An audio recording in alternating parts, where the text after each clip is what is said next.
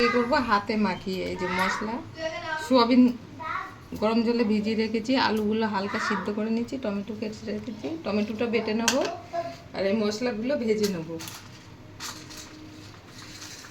চীনা বাদাম দিলাম কটা, শুকনো লঙ্কা, এখানে আছে চীনা বাদাম, লঙ্কা, ধনে, গরম মশলা, তেজপাতা, এখানে আদা, জিরে আর একটু সাদা তিল, এটা পেস্ট করে নেব। জিরে আর সাদা তিলটা দিয়ে দিলাম।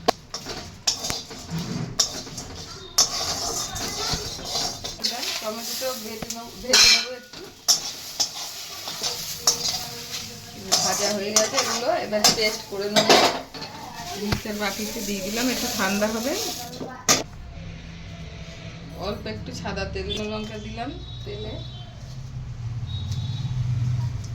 একটু জিরে দিলাম, পাতা দিলাম, আলুটা অল্প একটু ভেজে নেব। মশলাটা সোয়াবিনের মধ্যে ঢেলে নিচ্ছি, মশলাটা দিয়ে দিয়েছি, অল্প একটু টক দই দেবো,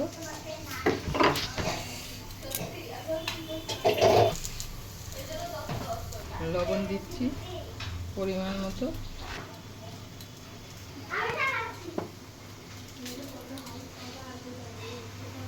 চিনি দিলাম,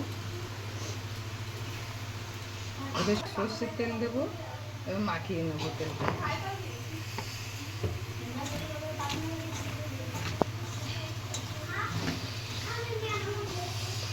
এবার দিয়ে দিলাম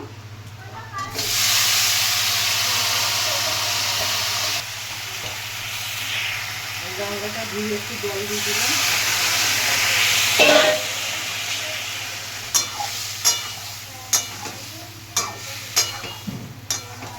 লঙ্কার গুঁড়ো দিয়ে দিলাম কালারের জন্য। গরম জল করে রেখেছিলাম, গরম জলটা দিয়ে দিলাম।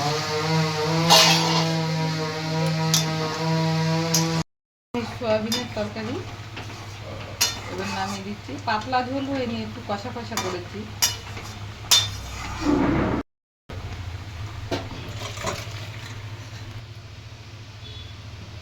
হাতে মাখা সোয়াবিনের ঝোল, ভাজা মশলা দিয়ে সোয়াবিনের ঝোল।